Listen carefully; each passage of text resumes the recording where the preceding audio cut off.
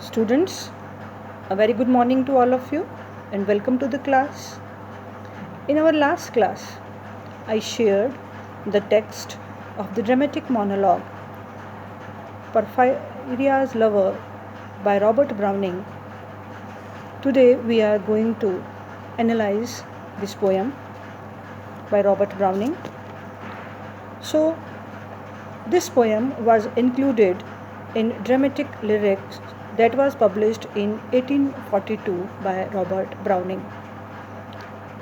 On a stormy midnight, a man finds a woman he loves coming to him. He was never sure of her love for him.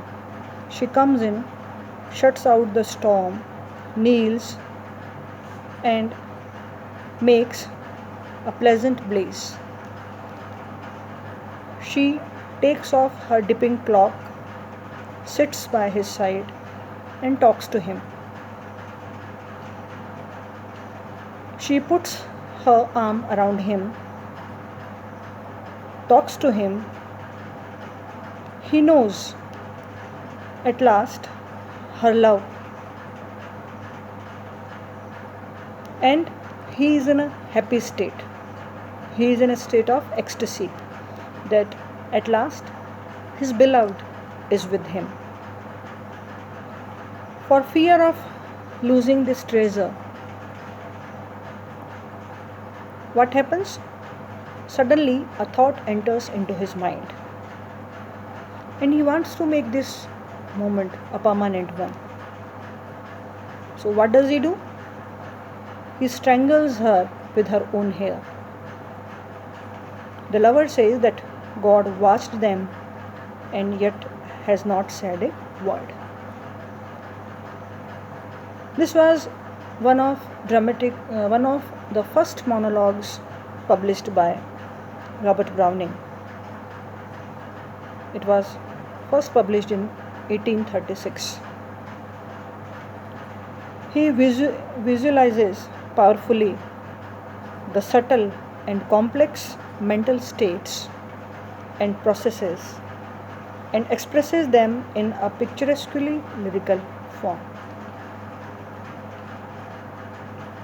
The poem was originally intended to appear in a series of entitled Madhouse Cells.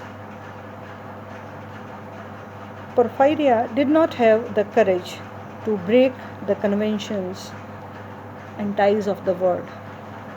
One day, love triumphs, and by a voluntary act of devotion, she reveals it. The lover kills her in order to preserve the nobler and purer self in that state of devoted love. There is a matter of fact simplicity in the way the crime is committed, and this is a sign of madness, though it is not sufficiently distanced from sanity. This is Browning's first monologue, printed along with Johannes Agricola in the Monthly Repository in 1836. Later on, the poem was published in dramatic lyrics, as I have told you in the beginning, in 1842.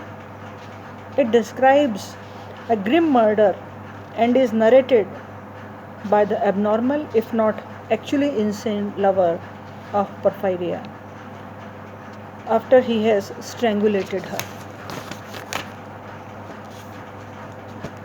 Porphyria, she is a beautiful young girl and she fell in love with a young man but could not reciprocate the advances of the lover on account of the artificial ties of this materialistic world.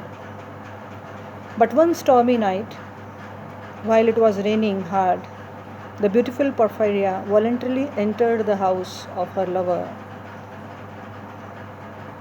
and she revealed her heart to him. It was a joyous night full of pleasantness for both of them.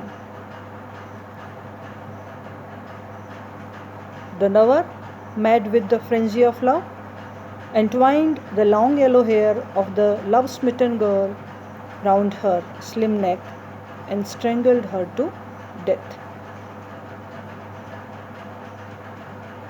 It was a sort of euthanasia or painless death because, according to lover, the girl passed away without a word of protest.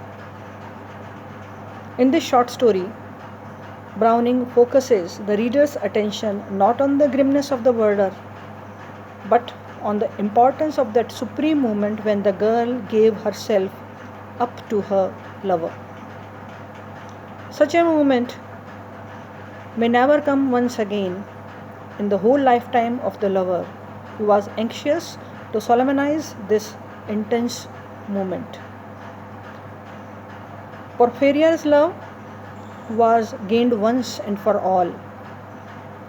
She could not belong to anybody else. It is a very powerful description of the frenzy of love that wants to appropriate everything for itself. So students, this much for today's class. We will continue the discussion on this poem. Thank you very much.